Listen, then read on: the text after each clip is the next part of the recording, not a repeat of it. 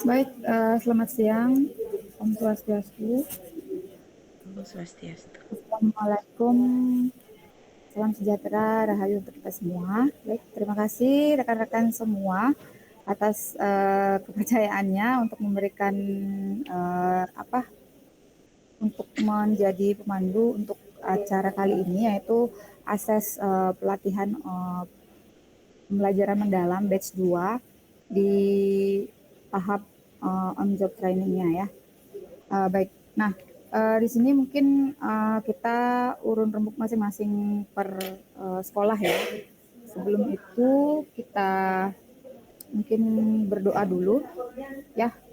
Kita berdoa dulu, kemudian yang memimpin doa bisa Pak Wayan Salim. Saya minta tolong untuk memimpin doa.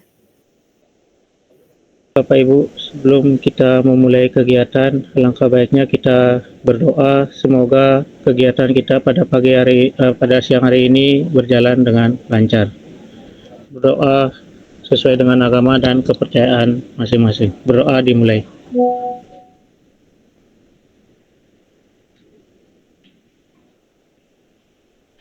Berdoa selesai.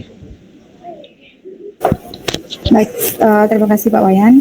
Kita di acara pembukaan sudah terlewat, kemudian berdoa sudah. Nah, di sini saya akan mengecek kesiapan masing-masing peserta. Mungkin nanti ada dari masing-masing perwakilan sekolah menyampaikan bagaimana hasil asesnya di masing-masing sekolah. Kemudian kita nanti akan menyepakati bagian mana yang akan kita jadikan isu untuk menjadi topik kita di pendampingan 2 nanti. Seperti ini Kang ya. Untuk reportnya sudah. Nih. Nah, adapun tujuan kita hari ini itu adalah mencari data ya masing-masing sekolah, kemudian melakukan kolaborasi, mengidentifikasi satu fokus tantangan yang kita hadapi di kelas ketika menerapkan siklus on job training pada siklus 1. Nah, kemudian seperti yang sudah saya sampaikan tadi, jadi masing-masing sekolah diharapkan menyampaikan data temuannya terkait dengan akses yang sudah dilakukan di sekolah masing-masing. Demikian teman-teman, mungkin ada masukan umum terkait dengan teknis, karena terus terang saja proses akses 1 kami di intern sekolah kemarin sempat bertemu, cuman tidak terlalu intensif ya. Nah, itu terjadi kesepakatan dan berjalan begitu saja, kemudian sudah pendampingan. Nah, untuk akses yang untuk siklus 2 ini jadi agak terkesan formal bagi kami. Jadi bagaimana format, mungkin di sekolah lain ada yang punya format yang berbeda atau mungkin teknis yang berbeda. Mari kita sepakati dulu sebelum kita melakukan akses. Silakan jika ada teman-teman yang ingin menyampaikan bagaimana sistemnya, dipersilakan. Baik, silakan Bu Lestari. Ya, baik, kepada Bapak Ibu. Di sini nanti kami mengambil.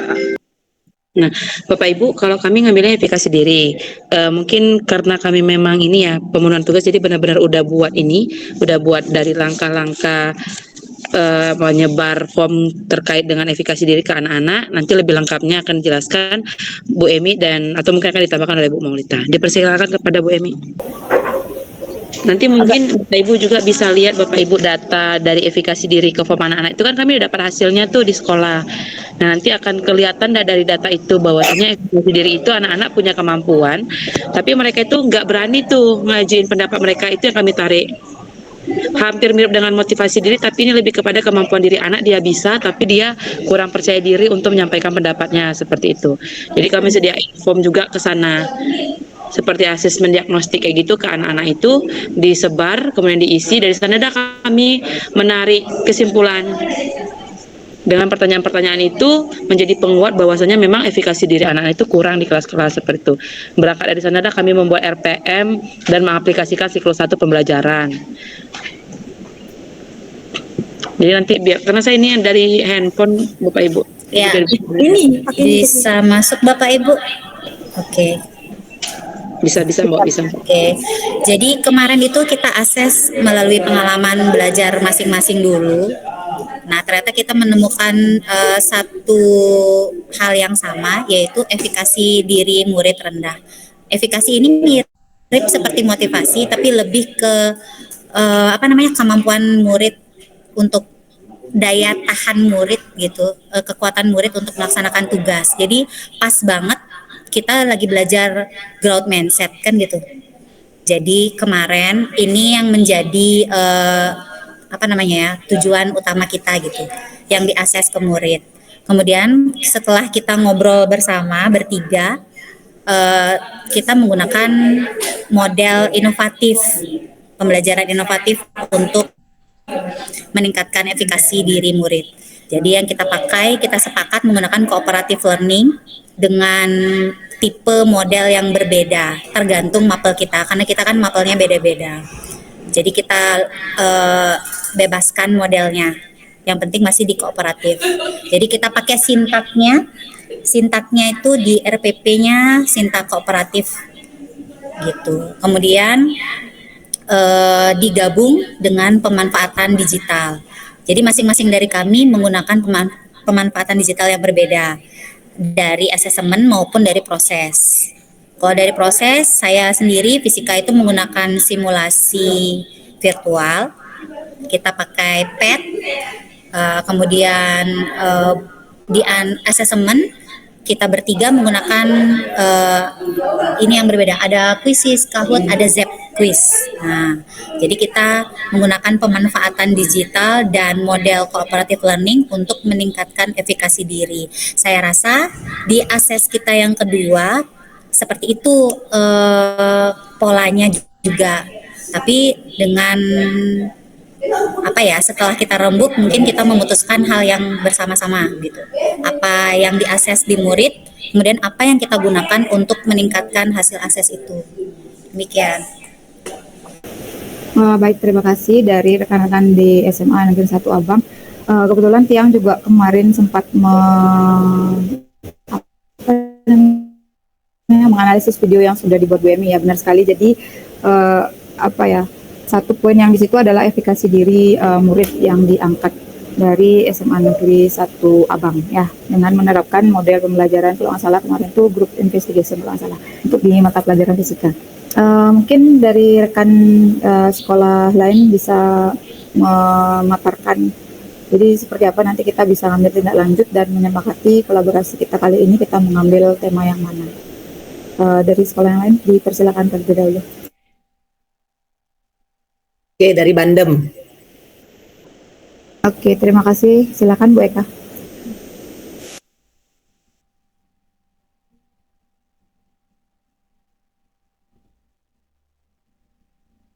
Oke, terima kasih. Selamat siang.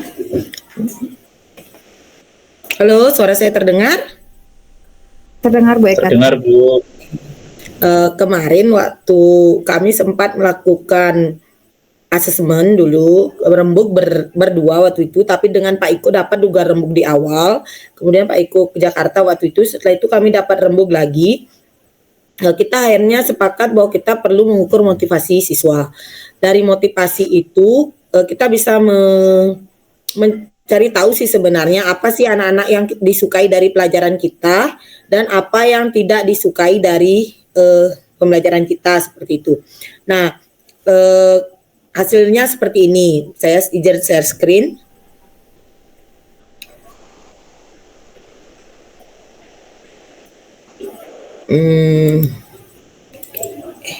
Kalau tambah Windows. Nggak bisa Windows.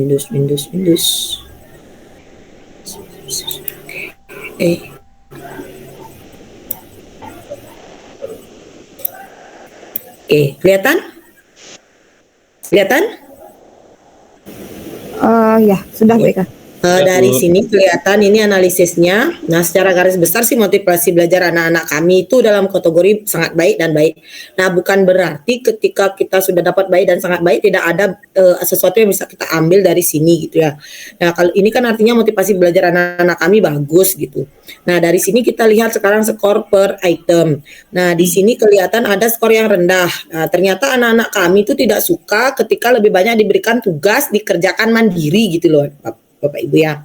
Tidak suka diberikan tugas ketika dia belajar mandiri. Berarti artinya anak-anak kami itu masih perlu tuntunan kami ketika belajar gitu. Jadi tidak bisa dilepas berupa tugas mandiri seperti itu. Nah, itu satu. Yang kedua, ini untuk poin 28 yang ini ya, nomor 2, soal nomor 3. Ini yang soal ini juga ini terkait penugasan sebenarnya ini. Nah, dan belajar mandiri. Ternyata mereka tidak terlalu suka itu belajar mandiri seperti itu.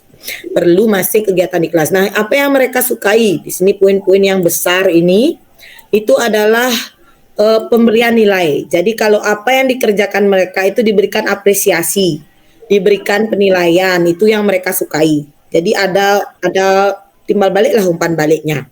Kemudian ada praktik gitu, praktik mungkin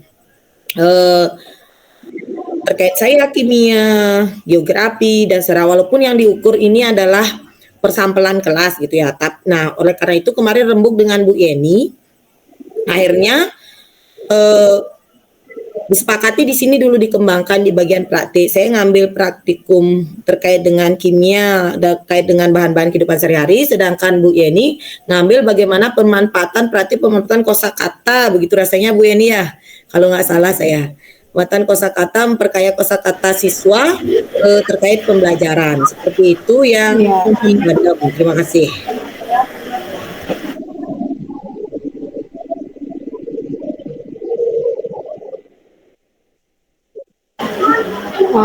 Izin menambahkan lagi untuk yang tadi disampaikan oleh Bu Eka, benar adanya kalau motivasi belajar ternyata anak-anak di sekolah kami itu memang cukup tinggi, meskipun saya melakukan observasi ataupun pengisian kuesioner itu di kelas 10. Ternyata tidak ada perbedaan signifikan begitu di kelas 10, 11 maupun 12. Jadi rata-rata mereka sebenarnya termotivasi belajar, hanya pengetahuan mereka yang belum sampai. Kalau saya di dalam bahasa Inggris itu kesulitan mereka adalah kosakata dan juga adaptasi belajar mereka yang berbeda dari SMP ke SMA. Itu saja sih sebenarnya Bapak Ibu yang mendasar dari mapel saya bahasa Inggris dan secara umum di SMA 1 Bebandem. Dan mereka ya seperti yang Bu Eka bilang lebih suka praktik langsung daripada teori yang diajarkan kepada anak-anak. Sekian tambahannya, terima kasih. Mungkin Pak Iko nambahin dari Bandem. Oke, sebelumnya selamat siang Bapak Ibu. Saya ingin menambahkan juga anak-anak kalau di kelas kami, di kelas 10 maupun kelas 11 itu sebenarnya juga hampir mirip. Cuman yang menjadi minusnya kalau motivasi belajar itu tinggi. Memang terlihat dari angket yang kita bagikan lewat Google Form. Cuman mereka itu kayak untuk ngomong di depan umum, di depan teman-temannya ketika presentasi, nah itu masih kurang percaya diri. Nah, itu juga ditemui sama Bu Yeni ketika mereka mau ngomong dalam berbahasa Inggris juga masih malu-malu. Maka seperti yang dikatakan Bu Eka, mereka itu lebih suka kalau Bapak Ibu gurunya itu masih membimbing mereka ketika di kelas, seperti itu. Nah, contohnya kalau dalam geografi itu ketika mereka harus menanyakan suatu pertanyaan, itu harus diberi pemantik terlebih dahulu, dan mereka tidak bisa dilepas, benar-benar yang dilepas seperti itu. Jadi mereka sangat masih butuh pendampingan, seperti itu.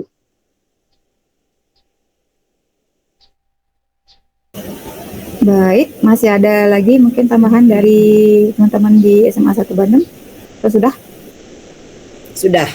Oke, bisa saya simpulkan di situ. Jadi motivasi siswa itu terhadap keinginan untuk belajar itu sudah tinggi, namun dari 3 guru mapel yang berbeda ya, hampir dari IPS, IPA dan bahasa itu, jadi siswa itu dalam pembelajaran, merasa masih kurang motivasinya jika diberikan tugas dan belajar mandiri. Jadi siswa merasa termotivasi ketika mereka ada sistem pemberian nilai dan pemberian umpan balik langsung dari gurunya. Nah, kemudian namun juga tambahan tadi, mungkin ini agak mirip ya polanya dengan yang di SMA Negeri 1 Abang tadi. Jadi siswa dari segi efikasi diri ya, jadi kemampuan atau keyakinan diri anak untuk tampil di depan itu masih kurang. Nah, jadi permasalahannya udah mulai ada agak mengkerucut nih ya. Oke, baik. Mungkin dari rekan-rekan di SMA Negeri 1 Amlapura seperti apa data yang diperoleh? Kami persilakan. Oke, selamat siang rekan-rekan semua. Apakah suara saya terdengar? Terdengar, Bu Sri. Aman, Bu. Baik, ya, baik. Selamat siang semua. Kami dari SMA Negeri 1 Amlapura kemarin rembuk. Ternyata permasalahan kami adalah hampir sama dengan SMA 1 Bebandem, karena kebetulan mapel saya adalah mapel bahasa Inggris, jadi terlihat pada saat di kelas itu siswa seperti tidak termotivasi untuk menjawab apa yang menjadi pertanyaan kita.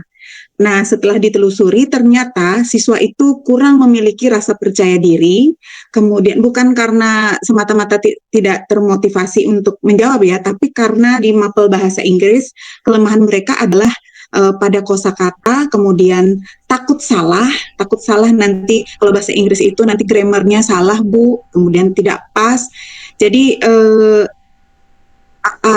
apakah cara yang terbaik untuk mereka agar berani menjawab dan percaya diri untuk menjawab apa yang kita tanyakan. Nah, kemudian untuk bahasa Inggris juga motivasi untuk memberikan umpan balik ke temannya, karena ternyata setelah ditelusuri tuh mereka takut memberikan umpan balik karena kosakata yang mereka miliki kurang. Jadi itu permasalahan untuk saya pribadi untuk bahasa Inggris. Mungkin untuk mapel matematika dan geografi akan disampaikan oleh Bu Tuti dan Pak Gending. Dipersilakan.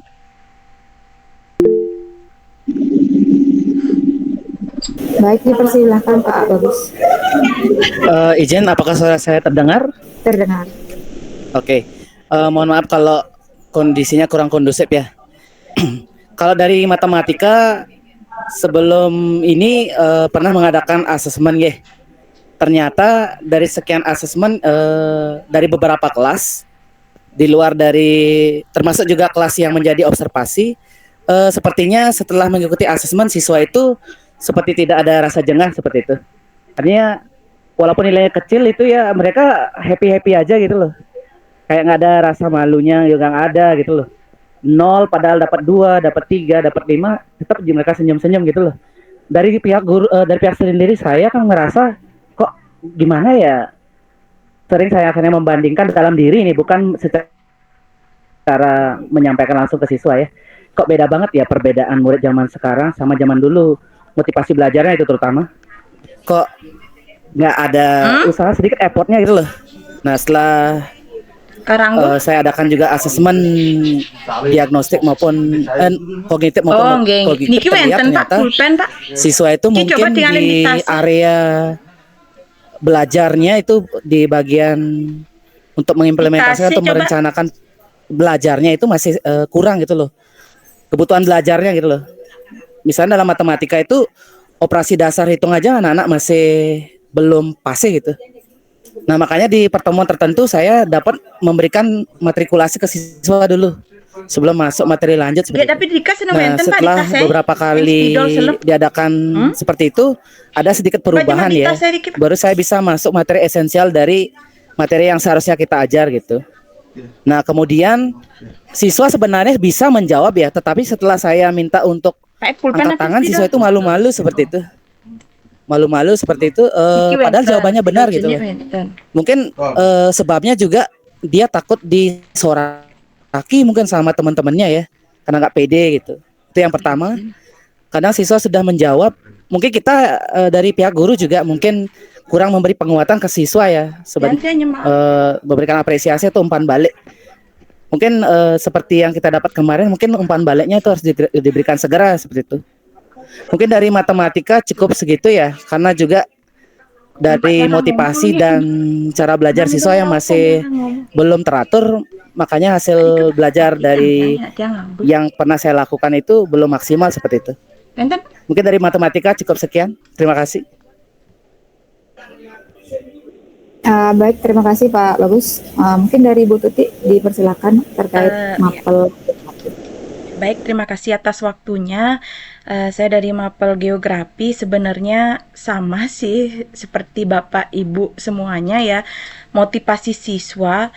Tapi di sini ketika saya menyuruh mereka untuk silahkan angkat tangan anak-anak, baru mereka mau angkat tangan, terus itu kadang pun itu-itu saja gitu loh. Mungkin mereka masih berada di zona nyaman yang tidak ikut angkat tangan, merasa bahwa dirinya tidak mampu dan udah ya dia yang lebih pintar yang angkat tangan, kenapa menaruh saya yang angkat tangan. Saya melihat seperti itu Bapak Ibu. Terus itu ketika presentasi di depan, mereka malah kelompok lain itu jarang menanggapi, memberikan umpan balik, angkat tangan, jarang. Tetapi ketika gallery work, saya lihat mereka dengan beramai-ramainya bertanya, memberikan umpan balik. Saya bingung jadinya.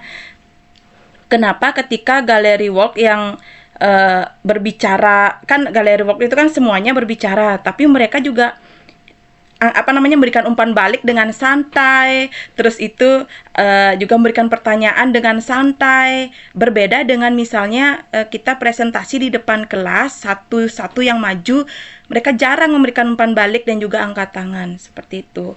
Sama sebenarnya motivasi siswa juga kurang sih menurut saya di pelajaran geografi. Kecuali ketika mereka juga keluar kelas, saya ajak melihat situasi kelas, situasi sekolah, mereka bahagia, senang gitu. Berbeda dengan di dalam kelas, itu mulai sudah, ya saya bingung ini gimana nih maksudnya ya. Padahal kemarin saya memang bilang, ya anak-anak kita akan take video.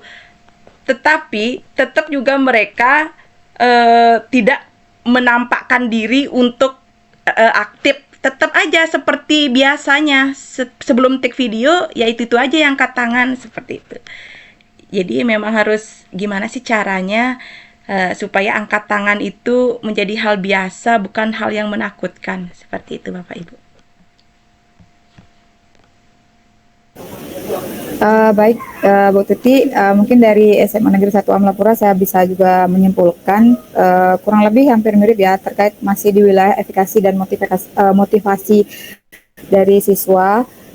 Nah, kemudian tadi Bu Tuti mungkin sudah menyampaikan solusi dari permasalahannya, yaitu dengan memberikan gallery work. Jadi perlakuan siswa itu agak sedikit berbeda, kemudian terjadi kemitraan atau interaksi lah siswa di luar kelas. Nah, itu mungkin beberapa solusi yang sudah Bu Tuti lakukan, melakukan pembelajaran di luar kelas, mungkin terkait yang pada siklus 1 kemarin ya, mungkin terkait pembelajaran membuat peta, kemudian gallery work. Nah, ini juga bisa dijadikan solusi nampaknya ya. Baik, terima kasih untuk kami di SMA Negeri 2 Amlapura. Ya terkait khususnya saya ya di mata pelajaran fisika. Jadi anak-anak Nike di awal saya sudah sebelum mengikuti pelatihan pembelajaran mendalam ini, mereka sudah adalah beberapa yang saya berikan metode praktik ya, sama seperti yang disampaikan Bu Eka. Jadi ketika motivasi murid itu berkurang, jadi kita coba, karena mata pelajarannya IPA, jadi menggunakan metode praktikum. Nah, saat melakukan praktikum itu ada satu kendala yang saya ketemui, yaitu jadi siswanya belum paham bagaimana mereka mencari data, dan bahkan data yang mereka buat itu istilahnya kayak nyontek gitu ya. Jadi artinya siswa itu belum paham kalau misalnya mencari data itu harus sesuai dengan faktualnya mereka ketika mereka berkelompok, tapi malah mereka bekerja sama antar kelompok di luar kelompok yang mereka. Jadi seperti itu. Jadi terlihat di sana kemampuan anak-anak dalam ilmiahnya itu ya, keterampilan ilmiahnya ya, jadi membuat datanya masih mengarang seperti itu. Jadi masih mengambil, mungkin mereka maunya gampang aja gitu ya ketika udah kita berikan praktikum, tapi malah mereka membuat datanya satu sama untuk sekelas, jadinya lebih mungkin menurut mereka itu ya udah satu aja buat, yang penting kita udah selesai gitu. Nah, itu yang masih menjadi tantangan atau asesmen di saya ketika saya melakukan dan mendapatkan pelatihan pembelajaran mendalam ini. Saya berikan mereka refleksi terhadap hasil praktikum yang mereka telah lakukan sebelumnya, bahwa melakukan praktikum itu adalah spesifik ya, belum tentu semua data itu sama. Jadi tentu dengan data yang spesifik itu malah keberagaman dan keberhasilan praktikum itu dinilai dari sana seperti itu. Jadi kemudian saya di siklus 1 itu masih ada nampak yang beberapa yang membuat data yang sama. Nah, itu mungkin perlu beberapa trik juga agar mereka percaya diri, dan tadi kembali lagi itu halnya terkait dengan efikasi dan motivasi dari siswa. Nah, itu agar lebih meningkat lagi seperti itu. Mungkin dari mapel dari rekan saya yang SMA Negeri 2 Melapura bisa menyampaikan bagaimana kajiannya atau bagaimana asesnya di kelas bahasa Indonesia ataupun di kelas sosiologi dari mungkin Pak Yan atau Pak Salim, siapa yang mau menyampaikan terlebih dahulu, dipersilakan. Terima kasih atas waktunya. Mungkin saya menyampaikan sedikit, bisa didengar ya? Bisa Pak, silakan. Terima kasih atas waktunya. Saya dari pelajaran bahasa Indonesia. Dengan akses ini kan tujuannya adalah mengidentifikasi kemampuan awal siswa atau minat gaya belajar atau kebutuhan belajar siswa. Saya kebetulan kemarin menyampaikan materi tentang ide kewirausahaan. Di sana di dalam pembelajaran saya menyampaikan yang namanya tentang materi dulu. Dari materi itu saya sampaikan yaitu melakukan kegiatan-kegiatan diskusi. Nah, di saat berdiskusi inilah ada dari beberapa temannya yang mengerjakan, namun ada juga yang ada sekedar sebagai penumpang istilahnya gitu, tidak mau ikut mengerjakan, baru didatangi, baru bergabung bekerja setelah ditanya, saya sudah mencari ini gitu. Entah antara benar alasannya atau tidak, kami selalu pemantau gitu. Dari hal tersebut saya juga perlu sampaikan bahwa anak itu harus ditemani atau dibimbing, diawasi juga dalam melakukan pengerjaan utamanya dalam kegiatan berdiskusi. Sudah itu dalam penyampaiannya saya suruh menyampaikan presentasi di depan, sama juga kadang-kadang dia hanya menyampaikan apa yang dibuat oleh temannya. Kadang bukunya itu diminta, saya ini, padahal di awal sudah disuruh menyampaikan, kerjakan bersama-sama sehingga bisa menyampaikan setiap hasil yang dikerjakan sendiri-sendiri. Artinya dari kami dari Bahasa Indonesia mungkin perlu juga istilahnya menegaskan atau menuntun anak-anak dalam kegiatan-kegiatan berdiskusi dalam mengerjakan suatu tugas seperti itu. Itu yang bisa saya sampaikan. Mungkin ada yang bisa menambahkan apa yang saya sampaikan, mungkin seperti itu dulu. Terima kasih. Baik, terima kasih Pak Wayan. Dipersilakan Bapak Ian. Oke, terima kasih waktunya. Sudah terdengar Bapak Ibu? Oke, mohon maaf saya tadi sedikit terlambat. Untuk pembelajaran sosiologi, permasalahan yang saya alami di siklus pertama, yang pertama terkait pengerjaan dalam kelompok, khususnya dalam diskusi setiap kelompok itu pengerjaannya, analisisnya kurang mendalam yang sering saya temui. Jadi siswa saya bagikan beberapa berita atau artikel. Saya minta mereka mengaitkan dengan contohnya materi tentang karakteristik globalisasi seperti itu. Nah, kebanyakan dari kelompok hanya menyebutkan karakteristik apa yang muncul dari berita tersebut tanpa menjelaskan alasannya apa seperti itu. Nah, seperti juga lalu di waktu presentasinya seperti halnya metode yang dilakukan oleh Bu Tuti, saya juga menggunakan gallery walk.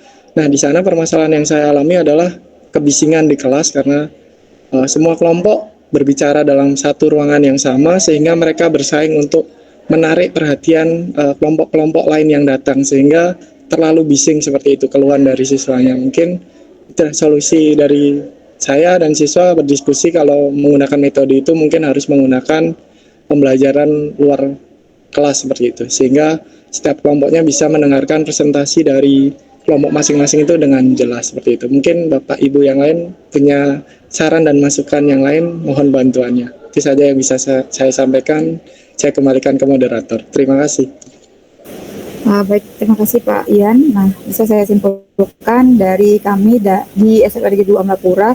Jadi di situ terlihat kurang mendalam analisisnya siswa, dan tadi cara mencari datanya itu masih menyertakan secara klasikal pendapat mereka seperti itu. Jadi seperti itu permasalahan kami di SMA Negeri 2 Melapura. Nah, terkait tadi juga ada satu poin yang disampaikan oleh Pak Ian ketika kita menggunakan galeri walk itu sebagai solusi pembelajaran agar siswa menjadi lebih aktif. Nah, ternyata ada efek sampingnya yaitu kelasnya menjadi bising. Nah, jadi maka mungkin ketika kita menerapkan galeri walk itu bisa dilakukan di luar kelas seperti sarannya Pak Ian tadi ya. Oke, selanjutnya proses kita menyepakati nih seperti apa atau sebelumnya saya sedikit juga kurang paham. Jadi apakah berdasarkan akses sekolah kita kan beda-beda gitu ya. Jadi akses SMA 1, SMA 2 dan yang di Badem dan juga di Abang itu memiliki akses dari sekolahnya masing-masing. Nah, sekarang kita apakah menyepakati satu akses yang sama di semua sekolah atau akses di sekolah kita atau di kelas kita masing-masing yang tetap kita gunakan. Nah, seperti itu saya masih belum fix lah, belum mantap seperti apa sih yang harus kita lakukan seperti itu. Mohon maaf teman-teman, kita yang mau ngecas dulu laptopnya.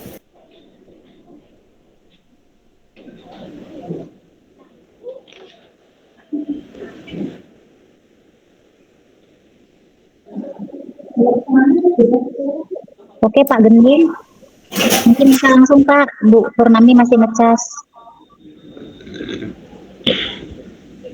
Oke, baik. Tadi siapa ya? Oke, baik. Suaranya sudah terdengar? Oh, sampai. Sudah Pak. Izin urun pendapat nih. Kalau dilihat akses masing-masing sekolah kan ada perbedaan ini. Oke, seperti itu. Kalau boleh saran, kita rangkum dulu mana yang dominan muncul di semua sekolah itu kita tingkatkan atau kita perbaiki. Nanti untuk yang seperti mengalami masalah misalnya galeri walk gitu misalnya, ada di satu sisi galeri walk itu cocok untuk pembelajarannya Bapak atau Ibu, kadang ada yang galeri walknya yang tidak efektif seperti itu. Jadinya yang permasalahan yang sama kita rangkum dulu. Berarti yang sama itu kita jadikan pusat perhatian dulu. Nanti yang lain-lain kita coba rembukan kembali ya, kesepakatannya seperti apa. Mungkin itu. Baik, persilakan Bu Emi terlebih dahulu. Oke, terima kasih. Kalau dari tadi yang saya dengar pendapat teman-teman dan refleksinya dari masing-masing permasalahan di akses pertama, itu kalau saya tidak salah menyimpulkan, rata-rata itu mengarah ke kepercayaan diri murid ketika melaksanakan tugas atau mengerjakan tugas. Termasuk tadi Bu Tuti juga menyampaikan kenapa ya ketika digunakan strategi gallery walk mereka itu lebih percaya diri gitu. Berarti menurut saya satu hal yang bisa diambil ini adalah untuk yang kita bisa jadikan identifikasi di langkah akses ini. Yang pertama itu adalah kepercayaan diri murid ketika mengerjakan tugas, tidak hanya tugas mandiri, tapi dalam bentuk apapun, misalnya pertanyaan awal, pertanyaan pengarah, pertanyaan pemantik, itu termasuk di dalamnya, termasuk ketika mereka setelah proses pembelajaran yang di tengah. Jadi intinya adalah kepercayaan diri murid, dan menurut saya itu kita mengarah ke efikasi diri murid. Demikian Bu Purnami.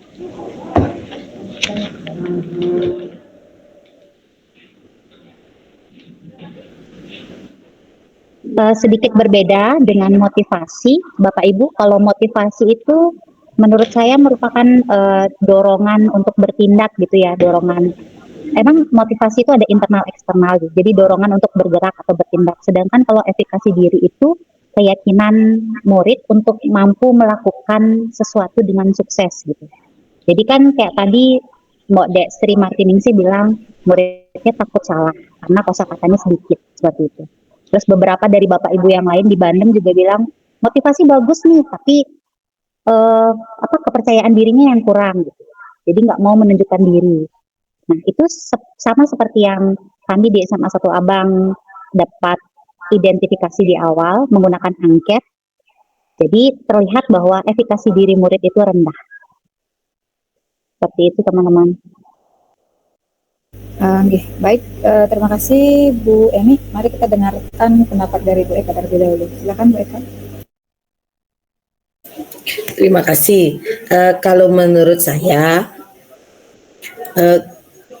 sebenarnya seperti yang disampaikan Bu Emi tadi, Pak Gusti Gending itu kena sebenarnya. Karena tapi ada satu gini, kita tidak bisa membawa masalah sekolah lain untuk dipecahkan di sekolah kita. Begitu juga kita tidak bisa membawa solusi sekolah lain untuk dipakai solusi di sekolah kita. Mungkin nanti kita rangkum dulu permasalahan kita, cari titik temunya, tapi tetap pemecahan masalah dikembalikan lagi kepada kesesuaian dengan materi ajar, kemudian karakter sekolah kita masing-masing. Nah, contohnya seperti Gallery Walk. Terus terang saja di sekolah, bukan sekolah saya, di saya itu tidak efektif. Kenapa? Karena kan di Gallery Walk itu materi dipecah. Nah, ketika materi dipecah, yang presentasi, yang diem di kelompoknya itu dia tidak menguasai loh materi di kelompok lain. Nah, kemudian saya kemarin dapat ngakalin presentasinya giliran sehingga semua dapat dengar, kok jadinya bukan Gallery Walk tapi jadinya presentasi begitu, presentasi berkelompok secara bergiliran. Jadi kalau saya Gallery Walk itu menurut saya ya tidak cocok untuk bidang sains seperti saya. Mungkin untuk bidang seni dengan karya seni yang berbeda-beda karakteristiknya tergantung bakat masing-masing itu cocok. Untuk kimia, sains itu menurut saya tidak sesuai karena siswa yang seperti saya sampaikan tadi yang dapat presentasi diam di kelompoknya untuk presentasi kelompoknya itu dia tidak dapat ilmu lain begitu loh. Nah, itu menurut saya. Jadi kalau masalah-masalah kita udah punya berarti tinggal dirangkum menurut saya ya Bu Sri ya, kita rangkum aja ini masalah, jadikan semua masalah kelas apa namanya? Masalah kelas SMA ini menjadi masalah bersama begitu. Nah, ini punya masalah saya, ini masalah saya, nanti inilah masalah kelompok kami, jadi satu kesatuan ya. Sehingga kita tidak saling memaksakan. Yang tidak masalah di sekolah saya terpaksa dijadikan masalah di sekolah saya karena teman saya di sekolah lain punya masalah terkait itu, begitu jadinya. Jadi tetap nanti solusinya kita kan di sini saling menawarkan. Saya di sekolah ini mau nawarin gini, mungkin kita memberikan masukan terkait solusi yang dipakai di sekolah lain seperti itu menurut saya. Mungkin bagaimana teman yang lain, silakan. Baik, terima kasih atas urun rembuknya Bu Eka. Mari kita dengarkan dulu pendapat dari Bu Lestari. Silakan Bu Lestari. Ya, terima kasih kepada Bu Sri Purnami. Nah, tadi masalahnya sudah kita dengar sama-sama ya Bapak Ibu ya. Kembali lagi saya mengulang mungkin pernyataan Bu Emi, lebih kepada kepercayaan diri gitu ya, karena kan udah dengan penyampaian masing-masing Bapak Ibu. Nah, itu nanti kembali kepada sekolahnya masing-masing. Setuju dengan Bu Eka bahwasanya silakan solusi itu kembali ke guru yang ngajar di kelas itu masing-masing. Macam kami kemarin itu evaluasi diri kami sepakati, karena pada kenyataannya setelah kita kasih survei beberapa pertanyaan diagnostik, nah memang mengarah ke sana formnya. Tapi kembali lagi untuk model dan untuk metode penerapan, kemudian media pembelajaran berbasis digitalnya itu kembali ke gurunya. Kami sepakat untuk modelnya saja, kita ambil cooperative learning. Kalau Bu Emi GI, group investigation, kalau saya itu ambilnya think, share, and share gitu. Jadi mereka berbagi hasil tugas mereka ke kelompok yang lain. Kalau Bu Maulita apa Bu? Nah, kalau Bu Maulita itu TGT. Jadi disesuaikan dengan materi kita dan juga karakter kita di kelas. Nggak bisa kita nyamain misalnya saya Gallery Walk, belum tentu itu kena ke mapelnya Bu Emi gitu. Tetap dia satu model tapi metodenya kami berbeda-beda dan juga aplikasi penggunaan digitalisasinya juga beda. Kalau saya itu Jab Quiz, anak-anak lebih bermain game karena memang kelas bahasa itu agak lebih ini anaknya agak lebih senangnya belajar sambil bermainnya gitu. Jadi ketika evaluasi saya ngambilnya Jab Quiz gitu. Kalau Bu Maulita mungkin berbeda juga, Bu Emi juga berbeda. Tapi tetap model kita sama gitu. Nah, strategi pembelajaran di kelas itu berbeda-beda. Memang nggak bisa kita terapkan dengan metode yang sama, apalagi karakter pembelajarannya juga berbeda, macam IPA dengan bahasa itu kan jauh gitu kajian pematerinya. Gitu Bapak Ibu. Jadi kami masalahnya sama, kurang percaya diri anak-anak.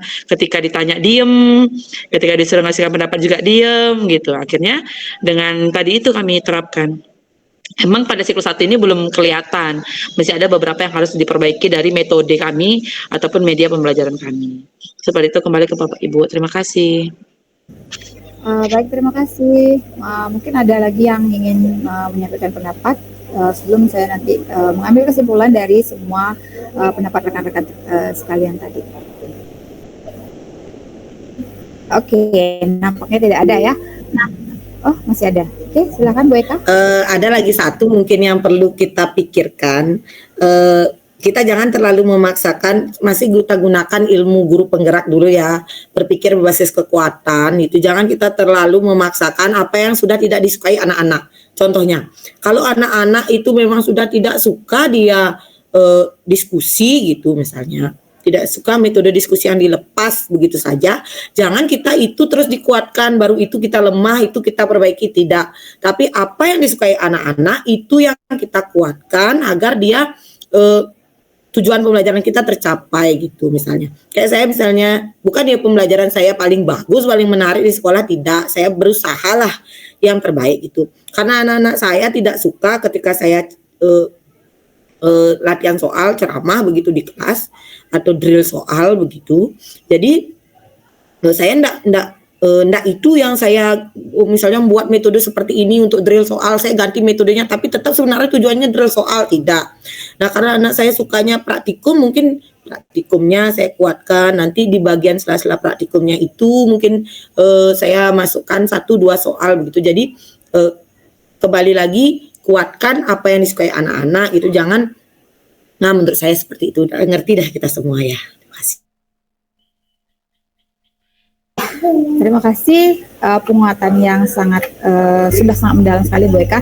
Jadi saya sangat terbantu untuk menyimpulkannya. Kembali rekan-rekan, berarti kita sepakat ya untuk menggali atau menguatkan terkait efikasi atau kepercayaan diri siswa. Dan tadi poinnya sangat menarik, yaitu kita mencari berusaha menyajikan apa yang siswa kita inginkan. Nah, intinya siswa kita terpuaskan dengan metode pembelajaran yang kita berikan, gitu ya. Ya, berarti fix atau efikasi dan kepercayaan diri siswa yang menjadi isu yang akan kita bahas secara garis besar. Nah, untuk pengimplementasiannya disesuaikan dengan karakter dari mata pelajarannya masing-masing, seperti itu ya Bapak Ibu. Nah, kemudian ada mungkin beberapa Bapak Ibu yang sudah memahami atau bisa saling urun rembuk ya. Ada beberapa pertanyaan ini saya punya diskusi yang akan dilanjutkan. Kita udah menyimpulkan topik. Saya punya kasus seperti ini. Pada saat siklus pertama saya tidak menggunakan model apapun ya. Jadi saya pure menggunakan sintaks, bukan menggunakan sintaks tapi metode pembelajaran mendalam seperti itu. Jadi tidak ada platform resmi modelnya seperti apa gitu. Kemudian ketika di SS 2 itu apakah boleh modelnya muncul atau seperti apa? Itu pertanyaan pertama. Kemudian tadi ada titipan dari Bu Tuti, tapi saya jawab sementara itu ketika misalnya kita siklus 1 menggunakan kelas A gitu ya. Apakah boleh di siklus kedua itu kita menggunakan kelas yang lain seperti itu Bapak Ibu? Mungkin ada yang punya pengetahuan lebih atau pemahaman yang sudah kemarin didapatkan. Kalau saya masih kurang di sana, coba kita diskusikan terkait 2 poin tadi. Apakah ketika di siklus 1 tidak ada model, terus di siklus 2 itu ada model, apakah boleh seperti itu atau tetap nggak ada modelnya? Dan yang kedua itu boleh ganti kelas. Oke, Pak Bagus, dipersilakan.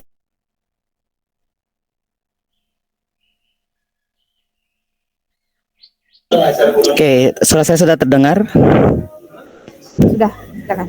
Oke, saya ingin menanggapi dulu terkait kelas dulu Bu ya.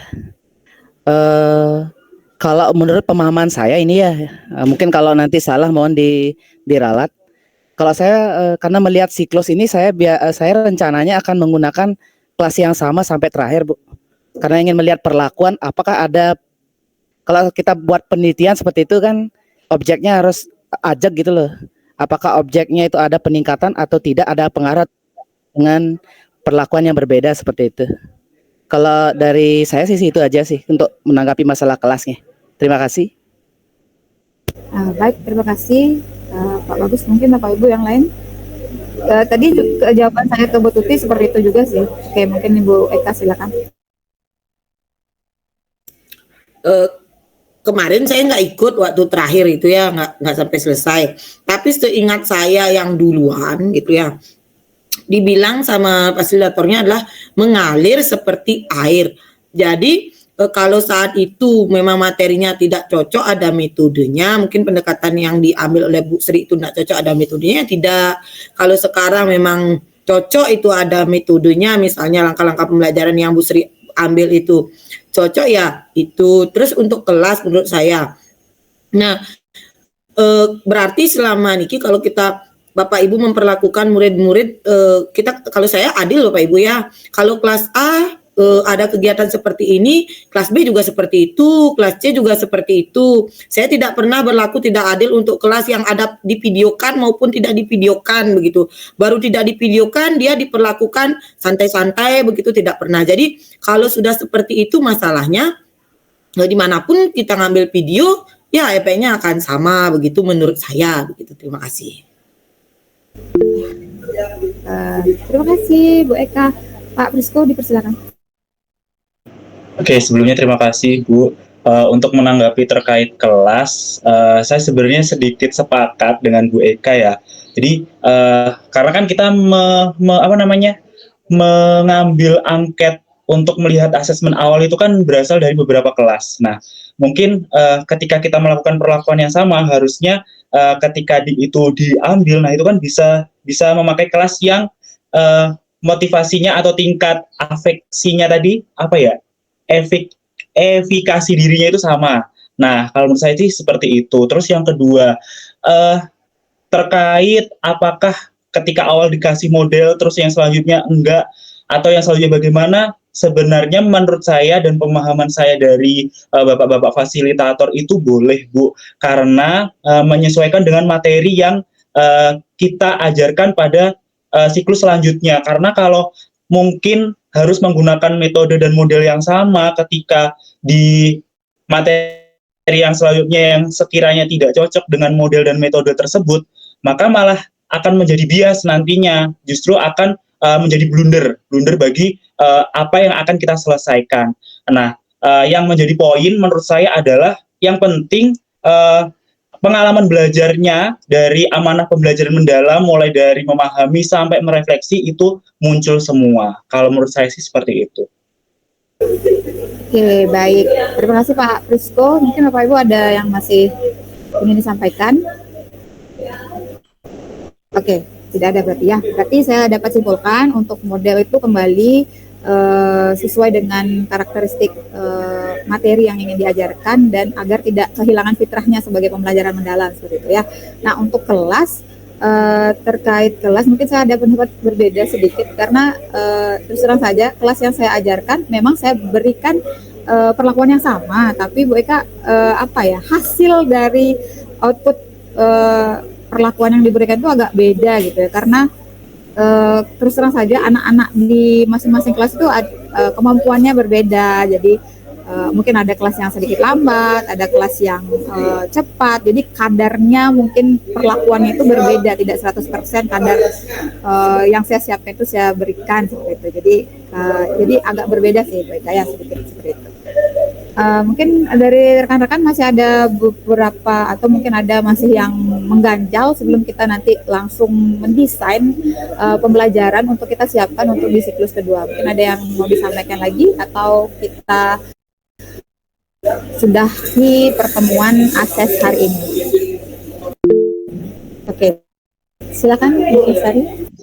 Ya, terima kasih Bu Sri Purnami. Nah, saya sepakat dengan Bu Eka yang menerapkan pembelajaran dan metodenya itu sama di semua tingkat kelas yang saya ajari. Kebetulan saya ngajar 3 kelas di Antro, 12.3 sampai 12.5. Tapi pada kenyataannya ketika diterapkan dengan model yang sama itu, karena memang kemampuan anaknya dari setiap kelas yang berbeda itu beda-beda, maka saya lebih mengambil ke satu kelas yang memang saya fokuskan untuk meningkatkan efikasi diri mereka. Jadi saya lebih fokus ke 12.4-nya. Karena di sana memang kemampuan efikasi dirinya itu lebih di bawah daripada 2 kelas yang lainnya gitu. Memang sih mereka efikasi dirinya itu kurang, tapi yang jika dibandingkan dengan ketiga kelas itu, satu kelas itulah yang memang masih minim gitu. Tapi tetap penerapan model dan metodenya, jika materinya memang bersamaan gitu dengan yang saya sampaikan, metode model itu yang saya aplikasikan. Karena beberapa materi itu di kelas yang 3 itu agak berbeda penyampaiannya Bu Purnami. Karena ada beberapa jeda libur kan, jadi ada yang sudah di luar materinya, ada yang belakangan gitu. Tapi penerapannya tetap sama dengan model apa yang saya terapkan di kelas 1, saya samakan dengan kelas-kelas yang lainnya. Cuman tetap yang kembali tadi yang saya sampaikan, dan saya juga sepakat dengan Pak Gusti Gending, saya menerapkannya di satu kelas gitu, di mana efikasi dirinya itu yang agak lebih rendahan. Terima kasih Bu Purnami. Oke, Bu Eka mau menambahkan di gini. Nah, jadi yang saya tangkap dari Bu Lestari itu kan tetap diterapkan di 3 kelas. Jadi pertanyaan tadi Bu Sri Purnami diterapkan di mana, ya tetap 3 kelasnya. Mungkin Bu Lestari itu memilihnya syutingnya saja di kelas itu, begitu Bu. Ya, nah masalah penerapannya itu makan lebih bagus yang seperti saya setuju dengan yang sampaikan Bu Lestari itu di kelas yang paling rendah efikasi dirinya. Karena kalau kita sudah mengambil kelas yang paling rendah itu otomatis kelas lain itu kan lebih tercapai gitu ya. Nah, berarti kan penerapannya tetap di 3 kelas. Jadi boleh di kelas mana kita menerapkan, wajib malah mungkin penerapannya di semua kelas tidak kita gini kan. Mungkin tapi benar seperti yang disampaikan Bu Sri Purnami, capaiannya pasti berbeda-beda karena tergantung pasti ada juga perubahan sedikit perlakuan, pasti ada modifikasi perlakuan karena karakteristik setiap kelas juga berbeda. Nah, mungkin pertanyaannya Bu Purnami dirubah aja begini. Nah, kita ngambil videonya gitu ya di kelas mana gitu. Apakah tetap di kelas yang sama atau di kelas yang berbeda gitu. Nah, kalau menurut saya sih tergantung aja lah kitanya. Kan ngerekam videonya itu butuh waktu ya. Karena juga harus menghadirkan Bapak Kepala Sekolah. Kapan Bapak Kepala Sekolah bisa ya di kelas itu saja menurut saya begitu.